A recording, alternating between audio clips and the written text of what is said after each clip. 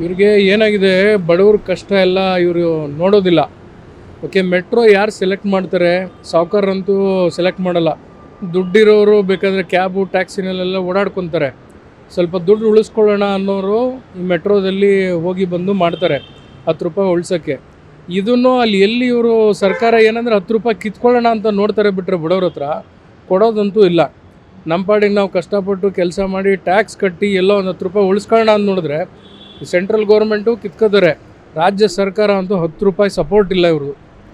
ಬರೀ ಸಾಲ ಗೀಲ ಮಾಡಿಕೊಂಡು ಫ್ರೀ ಭಾಗ್ಯ ಅಂತ ಕೊಟ್ಕೊಂಡು ಇದನ್ನು ಮಾಡಿಬಿಟ್ಟಿದ್ದಾರೆ. ಹಂಗೆ ಫ್ರೀ ಕೊಡೋಂಗಿದ್ರೆ ಇನ್ಮೇಲೆ ಮೆಟ್ರೋನಲ್ಲೂ ಲೇಡೀಸಿಗೆ ಫ್ರೀ ಕೊಡಲಿ, ಆವಾಗ ನಮಗೆ ಸಂತೋಷ ಆಗುತ್ತೆ.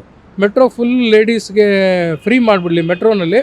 ಇವಾಗ ಏನಿದೆಯೋ ಅದನ್ನು 5% ವರ್ಷ ಜಾಸ್ತಿ ಮಾಡ್ತಾರಲ್ಲ, ಆವಾಗ ಅಕ್ಸೆಪ್ಟ್ ಮಾಡ್ತೀವಿ ನಾವು. ಆವಾಗ ಇವ್ರಿಗೆ ಹೊಡೆತ ಎಲ್ಲಿ ಅಂತ ಗೊತ್ತಾಗುತ್ತೆ. ಇದು ನೀವು ಸರ್ಕಾರಕ್ಕೆ ತಲುಪಿಸಿ ಅಟ್ಲೀಸ್ಟು.